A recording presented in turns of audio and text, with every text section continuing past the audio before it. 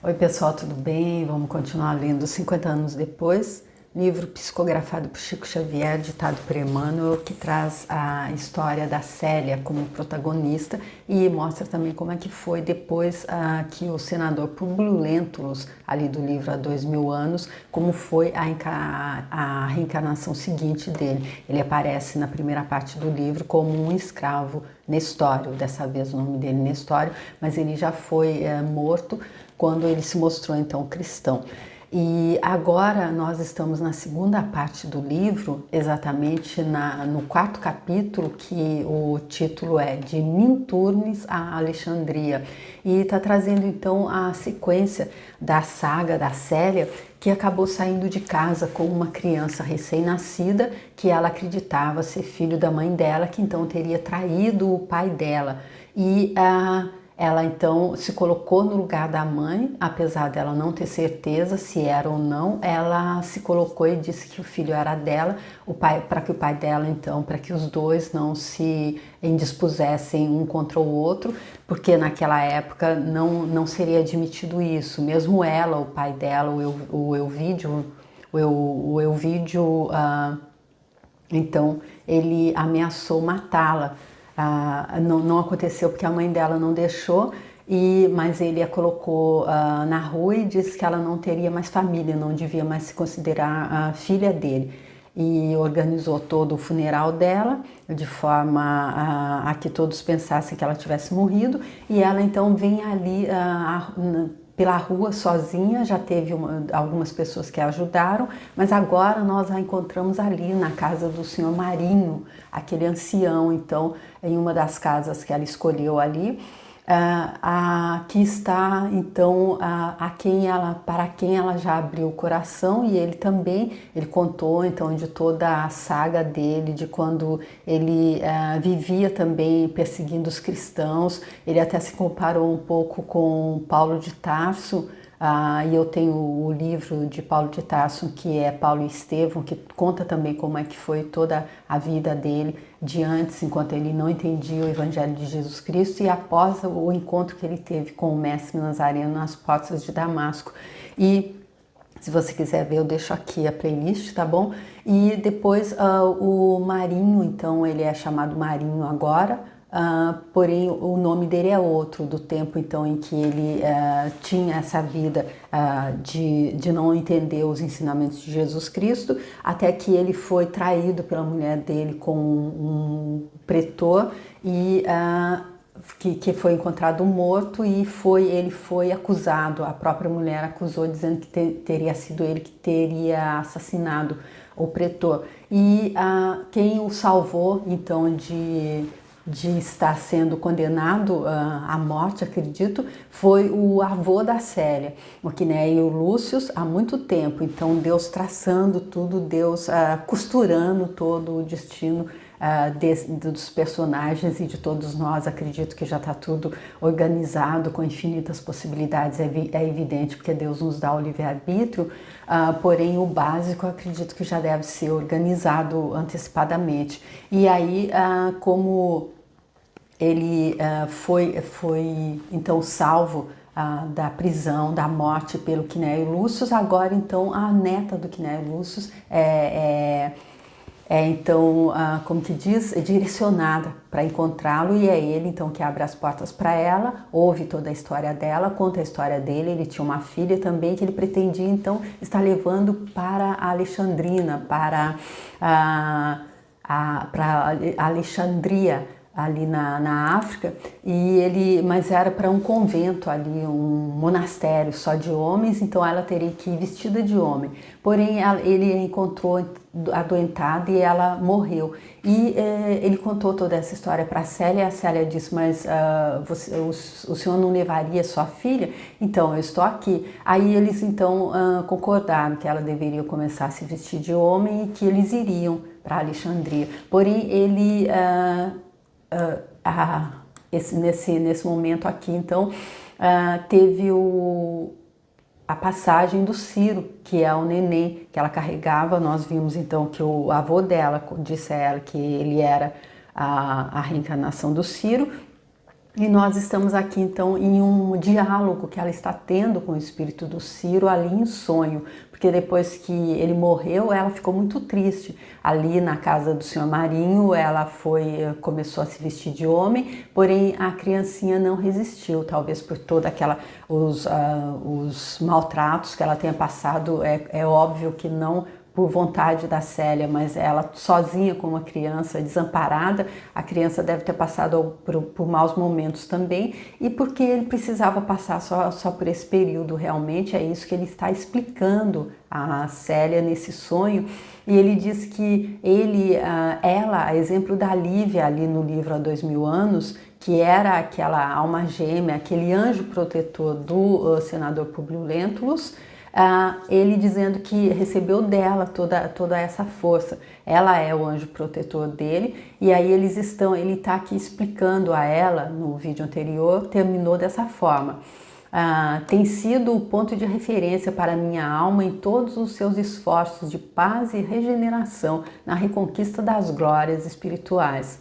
Ao teu influxo, pude testemunhar minha fé no circo do martírio, selando pela primeira vez minha convicção em prol da fraternidade e do amor universal. Por ti, desterro de mim o egoísmo e o orgulho, sustentando todas as batalhas íntimas, na certeza da vitória. Então, esse é o diálogo que a Célia está tendo ali com o Ciro em sonho, porque ele já morreu, ele que acabou de passar apenas algum tempo ali no corpinho daquela criança que a Atéria colocou ali no quarto da mãe dela para que que o pai dela entendesse que fosse filho da mãe dela, porém ela tomou o lugar e disse que era filho dela. Então esse é o espírito do Ciro, então, que estava nessa criança, que agora morreu, e ela está ali conversando com ele em sonho, porque nós vimos que ela tem toda essa faculdade mediúnica de estar conseguindo esse contato com o outro lado. E aí ele dizendo que é ela que tem dado força a ele, que agora então que ele não está mais com ela, que ele precisava ter passado só esse tempo mesmo, que ele trazendo forças então para ela continuar a caminhada dela. E aí foi dessa forma que terminou o último vídeo. Eu peço agora, para dar continuidade a essa segunda parte então desse 4º capítulo, que Jesus Cristo possa me abençoar, possa permitir que a minha leitura seja fluida e que os meus comentários sejam pertinentes, que sejam comentários que possam acrescentar, senão que eu não os faça. E peço que Jesus Cristo abençoe você que está assistindo. E como Emmanuel disse no livro Há 2000 anos, ele abriria a intimidade dele, ele abria a intimidade dele para nos servir de roteiro. E nesse livro aqui ele diz que a gente devia ler e meditar, porque não é uma obra de ficção apenas para passar tempo. Ele está realmente trazendo uma forma, para mim, eu acredito que seja como um manual de instrução.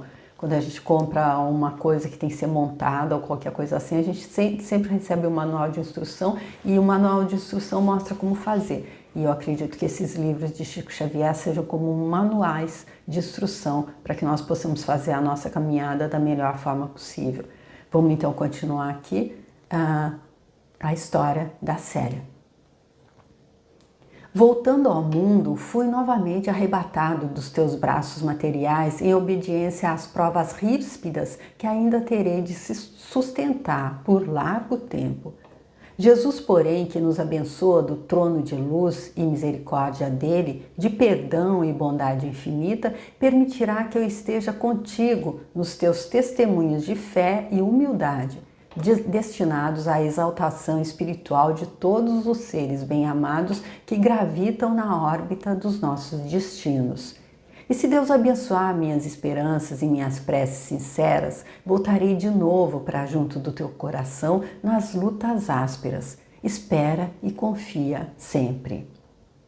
Então aqui ele dizendo que ele teve todo esse amparo espiritual da Célia, que, como nós vimos logo no início, ela é um espírito bem evoluído, ela foi chamada até de anjo. Quando a Cláudia Sabina queria armar todo o plano de vingança para separar os pais dela, a pessoa que estava ajudando ela ali, a Plotina, aquela feiticeira, disse: o seu plano tem tudo para dar certo, mas pode naufragar, porque tem um anjo ali na vida deles, e esse anjo é a Célia. Então, e aí ele diz agora que ele voltou ao mundo, mas ele foi arrebatado dos braços da Célia agora nessa vida, por causa das provas ríspidas que ele ainda vai ter que sustentar por largo tempo. E nós vimos que enquanto Ciro, ele também teve um sonho ali na prisão, no último dia que a Célia foi lá dizer adeus, antes dele dar o sacrifício dele ali no Circo do Martírio,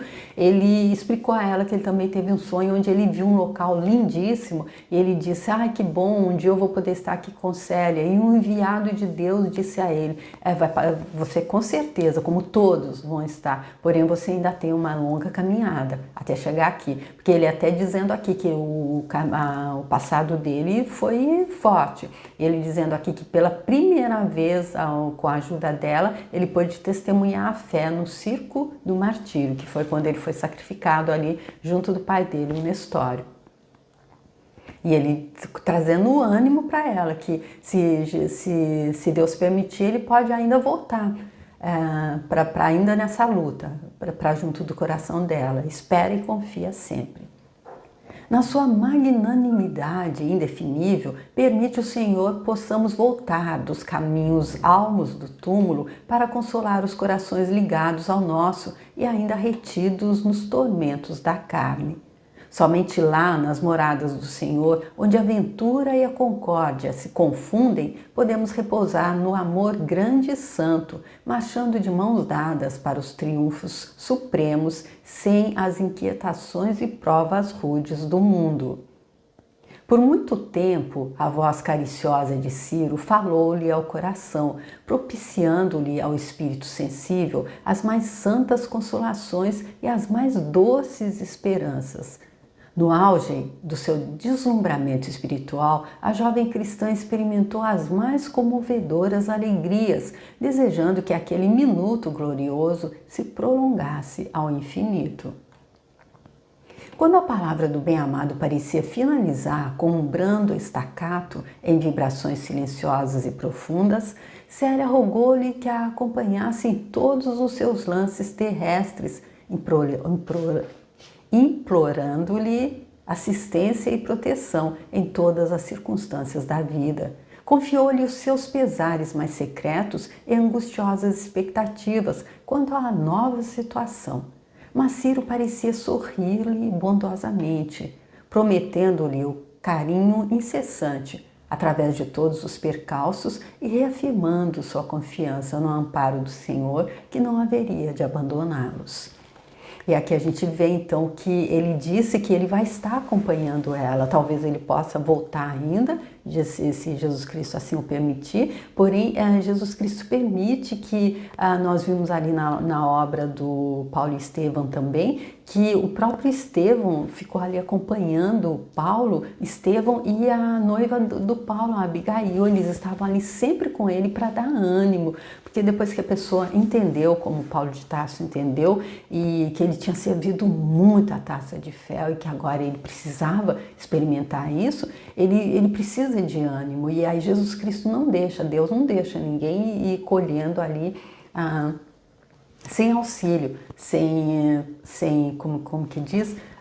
Sem um conforto. É como, novamente, aquela história que eu ouvi do professor Hélio Couto, da pessoa que chega na casa de alguém e quebra um vaso chinês caríssimo, aí pede desculpa. A pessoa desculpa, claro, mas faz o cheque. E aí ele diz: Deus paga 99% do cheque pra gente. Então é isso que Deus nos dá a oportunidade de estarmos colhendo aquilo que a gente plantou, e Ele dá muita ajuda pra gente colher. No dia seguinte, ei-la reanimada, deixando transparecer no semblante a serenidade íntima de seu espírito. O velhinho notou com alegria aquela mudança e, como se estivesse em preparativos constantes para a jornada do túmulo, não perdeu o ensejo para esclarecer a jovem sobre os problemas que a esperavam na vida solitária de Alexandria. Com solicitude extrema, dava-lhe notícia de todos os pormenores da vida nova a encetar, fornecendo-lhe o nome de antigos companheiros de fé e dando conta de todos os costumes da comunidade. Ou seja, aqui então o velhinho é o Marinho, então aquele que tinha a filha que morreu, ele pretendia voltar, ele voltou para Roma só para buscar a filha dele e voltar ali para Alexandria, onde tinha aquele monastério, mas era só de homens, ele pretendia levá-la então como se fosse um homem, um rapaz.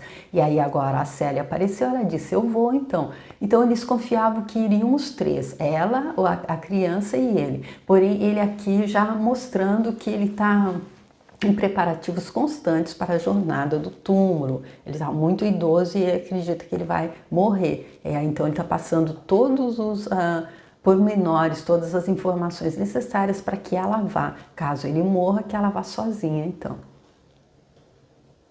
Célia, em trajes masculinos, ouvia-lhe a palavra carinhosa e benevolente, com desejo íntimo de prolongar indefinidamente aquela vida bruxuleante, de modo a nunca mais separar-se daquele coração bondoso e amigo. Mas ao invés de suas mais caras esperanças, o estado do ancião, mas ao revés de suas mais caras esperanças, o estado do ancião agravou-se repentinamente. Todos os esforços foram baldados para lhe restituir o ônus vital do plano físico, e assistido pela jovem, que tudo fazia por vê-lo restabelecido, o velho Marinho recebeu a visita do pretor da cidade, que, cedendo a instantes pedidos, vinha receber-lhe as derradeiras recomendações. Então aqui a gente vendo que a Célia realmente ela precisa passar por coisas muito difíceis, não é? Ela vindo ali sozinha como uma criança, teve que dormir em uma gruta sozinha ali, com muito medo, com muito desamparo. Finalmente ela encontra uma casinha, uma choupanazinha ali pobre, com uma pessoa que disse que ela podia ficar o tempo que ela quisesse, porém ali a criança morre e agora ela está vendo que o senhor também ele está morrendo, ele está partindo, ela vai se ver novamente sozinha. Apresentando a jovem como filho, o moribundo ordenou que lhe fossem entregues todas as suas parcas economias, antecipando que ele deveria partir para a África tão logo se verificasse seu óbito. Marinho interpelou a autoridade depois das necessárias anotações. Será possível que este jovem participe das tuas superstições? Então, o pretor então, que veio ali para receber as últimas desejos dele com relação ao testamento dele, digamos, e aí ele pergunta a ele, será que esse jovem participa das tuas superstições? E quais seriam essas superstições a que ele se refere? Será que esse jovem também é cristão? Porque o Marinho era cristão e todos sabiam ali. Ele disse anteriormente que ele só não tinha sido sacrificado ainda, talvez pela idade avançada dele. Aí, então, por que será que ele está perguntando isso e o que será que o Marinho vai responder, não é? O generoso velhinho compreendeu o alcance da pergunta e respondeu com desassombro. De mim e por mim não precisaremos cogitar das convicções religiosas, aqui de todos conhecidas, desde que entrei nesta casa. Sou cristão e saberei morrer íntegro na minha fé. Quanto ao meu filho, que deverá partir para Alexandria a fim de amparar nossos interesses particulares, tenho um espírito livre para escolher a ideia religiosa que mais lhe aprouver. O pretor olhou com simpatia para o jovem triste e abatido e exclamou, ainda bem. E olha aqui então, por que ele entendeu o alcance da pergunta? Porque se ele não tinha sido, então não fizeram nada contra ele, é porque ele tinha idade avançada. Se ele dissesse que o filho dele, que é a Célia ali vestida de rapaz, se ele tivesse dito que ele era cristão, então com ele talvez não seria dessa forma. E aí o pai não estaria mais, quem sabe eles não iriam nem entregar o que que ele estava dizendo, os recursos que ele estava deixando para ele. Enfim, ele disse, então deixou livre, não disse que ele é cristão. Não mentiu, mas omitiu a verdade. Despedindo-se do moribundo, cujos instantes de vida pareciam prestes a extinguir-se, a autoridade deixava-os ambos com a precisa liberdade para trocarem as derradeiras impressões. Marinho fez ver então à sua pupila que aquela resposta hábil destinava-se a fazer que o pretor de Minturnes lhe cumprisse a vontade, sem relutância, dentro dos dispositivos legais, recomendando-lhe todas as providências que a morte dele exigiria da inexperiência dela. Célia ouvia-lhe as exortações roucas e intercortadas, extremamente acabrunhada, mas como em todas as penosas circunstâncias da vida dela, confiava em Jesus. Após uma agonia excruciante de longas horas, em que a filha de Elvídio viveu momentos de indescritível emoção, o generoso Marinho abandonava o mundo, depois de longa existência povoada de pesadelos terríveis e dolorosos. Os olhos dele se fecharam para sempre com uma lágrima ao tombar do dia. Piedosamente, diante de alguns raros assistentes, Célia fechou-lhe as pálpebras num gesto carinhoso e, ajoelhando-se como se quisesse transformar as brisas da tarde em mensageiras de seus apelos ao céu, deixou que o coração se diluísse em lágrimas de saudade, suplicando a Jesus recebesse o benfeitor no reino de maravilhas, concedendo-lhe um recanto de paz, onde a alma exausta lograsse esquecer as tormentas dolorosas da existência material. Dada a sua qualidade de cristão confesso, o velho de Minturnes teve uma sepultura mais que singela, que a filha do patrício encheu com as flores de seu afeto e mergulhando na sombra de uma soledade quase absoluta. Dentro de poucos dias, o pretor entregou-lhe a pequena soma que Marinho lhe deixava, um pouco mais que o suficiente para a viagem em demanda da África distante. E, numa radiosa manhã de primavera, carregando no íntimo sua serenidade triste e inalterável, a moça cristã, depois de uma prece longa e angustiosa sobre os túmulos humildes do pequenino e do ancião, no qual lhes rogava proteção e assistência, tomou o lugar que lhe competia numa galera napolitana que periodicamente recebia passageiros para o Oriente. Então aqui, vamos lá, entrando em mais um trecho aqui da história da Célia. Então, agora ela conclui essa parte, então, que ela viveu ali com o ancião, o Marinho, que acabou de morrer, então, foi enterrado, e a criança que era a reencarnação do Ciro, que ela acreditava ser filho da mãe dela, ser irmão dela, porém o avô dela esclareceu também uma visão que ela teve com ele que não era, mas disse a ela também que ela não deveria se preocupar com isso, porque se não era, alguma coisa teria sido feita, e ele disse a ela para confiar na justiça divina. E agora, então, a gente embarca com ela nessa como que diz, num navio, numa embarcação marinha ali, então, que periodicamente recebia passageiros para o Oriente. Sua figura triste, metida em roupas masculinas, atraía a atenção pelos quantos lhe faziam companhia eventual no grande cruzeiro pelo Mediterrâneo, mas profundamente desencantada do mundo, a jovem se mantinha em silêncio quase absoluto. O desembarque em Alexandria verificou-se sem incidentes dignos de menção. Todavia, seguindo as recomendações do benfeitor junto dos seus conhecidos da cidade, viera a saber que o monastério demorava a algumas milhas de distância, pelo que houve de tomar um guia até o local de seu recolhimento. O mosteiro isolado distava da cidade 10 léguas, mais ou menos, em marcha de quase um dia, apesar dos bons cavalos atrelados ao veículo. A filha de Ovídio defrontou o grande e silencioso edifício na hora crepuscular, empolgada pela visão do casario amplo entre a vegetação agreste. Sentiu, porém, um singular descanso mental, naquela soledade imponente que parecia acolher todos os corações desolados. Puxando o cordel que ligava o portão de entrada, ouviu ao longe os sons de pesada sineta, cujo ruído estranho parecia despertar um gigante adormecido. Daí a instantes, os velhos gonzos rangiam pesadamente, deixando entrever um homem trajado com uma túnica cinzento escura, semblante grave e triste, que interpelava a jovem transformada num rapaz de fisionomia tristonha, nestes termos: Irmão, que desejais do nosso retiro de meditação e oração? Venho de Minturnes e trago uma carta de meu pai destinada ao senhor Alfídio Prisco.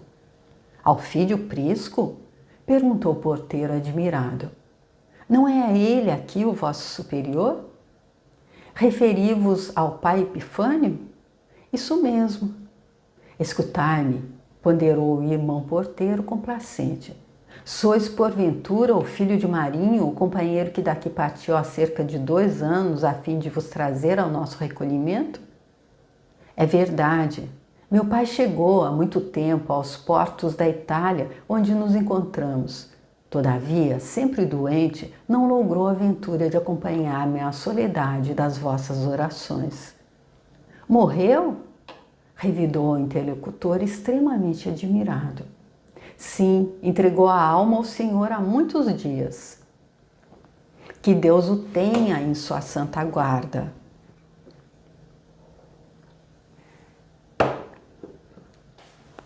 Dito isso, pôs-se a meditar um instante, como se tivesse o pensamento mergulhado em preces fervorosas. Em seguida, contemplou com muita ternura o jovem humilde e triste, exclamando significativamente: Agora que já sei de onde vindes e quem sois, eu vos saúdo em nome de nosso Senhor Jesus Cristo. Que o mestre seja louvado, respondeu a filha de Elvídio Lúcio com os seus modos singelos. Não haveis de reparar-vos tenha recebido com prudência. Não haveis de reparar-vos tenha recebido com prudência, à primeira vista. Atravessamos uma fase de intensas e amarguradas perseguições e os servos do Senhor, no estudo do Evangelho, devem ser os primeiros a observar se os lobos chegam ao redil com vestes de cordeiro. Compreendo. Não desejo aborrecer-vos com indagações descabidas, mas pretendeis adotar a vida monástica? Sim, respondeu a jovem timidamente. E assim procedendo, não só obedeço a uma vocação inata, como satisfaço a uma das maiores aspirações paternas. Estais informado das exigências desta casa? Sim, meu pai mas revelou antes de morrer. O irmão porteiro deitou o olhar para todos os lados e, observando que se encontravam a sós, exclamou em voz discreta: Se trazeis a esta casa uma vocação pura e sincera, acredito que não tereis dificuldade em observar as nossas disciplinas mais rígidas. Contudo, devo esclarecer-vos que pai Epifânio, como diretor desta instituição, é o espírito mais ríspido e arbitrário que já conheci na minha vida. Este retiro de oração é o fruto de uma experiência que ele começou com o vosso digno pai há mais de 20 anos. A princípio tudo ia bem, mas nos últimos anos o velho Alfídio Prisco vem abusando largamente da autoridade dele. Maxime depois da partida do irmão Marinho para a Itália. Daí para cá, pai Epifânio tornou-se despótico e quase cruel. Aos poucos vai transformando este pouso do Senhor em caserna de disciplina militar, onde ele recebeu a educação dos primeiros anos. Gente, então aqui a Célia nessa nova etapa da saga dela, chegando aqui no monastério, para onde o Marinho enviou-a, ela que já chega ali com um segredo, porque ela que é uma mulher vestida de homem, porque ali eles só recebem homens, é um monastério. E aí então ela recebe ainda essa informação de que a pessoa que o pai dela, o pai dela não, o que deveria, que eles acreditam que seja o pai dela, o Marinho mandou que ela procurasse, era então o chefe ali, porém ele trazia ali com mão de ferro. Isso quem está contando é a pessoa que foi abrir o portão ali para ela. Então a gente já chega em um local e já entende que não vai ser nadar em água de rosas, vai ser realmente uma outra etapa bem difícil da caminhada dela, porque aqui essa pessoa que é o chefe deles, como ela perguntou aqui, não é ele aqui ela diz, não é a ele aqui o vosso superior, ele que é o superior deles aqui, então ele dizendo que aos poucos ele vai transformando esse pouso do Senhor em caserna de disciplina militar. E aí eu me lembro de uma parte do livro dos Médiuns que fala da obsessão, porque a gente diz assim, quando vê que uma pessoa está muito mal, alguma coisa assim, dizem às vezes, ela está possuída, ela tem um obsessor. E aí, ali no livro dos Médiuns, eles mostram os tipos de obsessão. E a obsessão da fascinação, é chamada obsessão da fascinação, que atinge especialmente e exclusivamente essas pessoas que vêm assim com com essa missão grandiosa, uma missão de ser o superior aqui num pouso do Senhor, num local como esse. Naquele tempo nós vimos na obra Boa Nova, eu fiz também, deixo aqui a playlist se você quiser ver, e que havia ali a Casa do Caminho e todos os discípulos de Jesus Cristo ali, cada um em um ponto ali, porque era vital que o cristianismo se alargasse, que a mensagem que Jesus Cristo veio trazer, ela criasse raiz. Então eles aqui fazendo, não são apóstolos, mas também ali com um ponto, um pouso do Senhor. E aí a pessoa que é o superior, ela acaba se deixando influenciar por espíritos das trevas que não querem que isso aconteça, e aí ela acaba sendo possuída pela obsessão da fascinação, em que ela acredita, eu não sei ainda o que mais que ele vai trazer dessa pessoa, desse superior, que é o pai Epifânio. Ela acredita que quando ela está assim tomada pela obsessão da fascinação, que ela é o próprio Deus. Então aqui, como ele está dizendo, a princípio tudo ia bem, mas nos últimos anos o velho Elfídio Prisco vem abusando largamente de sua autoridade depois da partida do irmão Martinho para a Itália. De lá para cá, pai Epifânio tornou-se despótico e quase cruel, ou seja, quando a gente se sente, quando a gente está fascinado pela nossa própria pessoa, pela nossa própria personalidade, a gente acredita realmente que a gente é Deus, e aí quanto mais crueldade, quanto mais despotismo a gente puder destilar com relação aos outros, a gente se sente melhor. Eu acredito que deva ser um exemplo nítido disso que eles mostram ali no livro dos Médiuns. Allan Kardec mostra ali como exemplo de obsessão pela fascinação. Mas eu deixo aqui para ver o que mais que ele vai falar aqui sobre o pai Epifânio, como vai ser então, início, essa chegada da Célia ali, como um rapaz ali no monastério, e já entendendo que não vai ser, parece que não vai ser fácil, que não vai ser osso duro de roer também para ela. E aí então eu deixo vocês aqui com essa parte, que foi a segunda desse quarto capítulo de Minturnes a Alexandria, e convido vocês para virem comigo para a gente continuar na terceira parte desse capítulo. Se você gostou dessa parte, por favor, quiser compartilhar, muito obrigada. Se quiser deixar seu like também, eu agradeço. E se quiser entrar lá no meu canal, tem outros livros, esses do Chico que eu citei, e também muitos outros lá e outros vídeos, tá bom? Espero que você goste. Se você gostar e quiser se inscrever, muito obrigada também. Até o próximo vídeo. Tchau!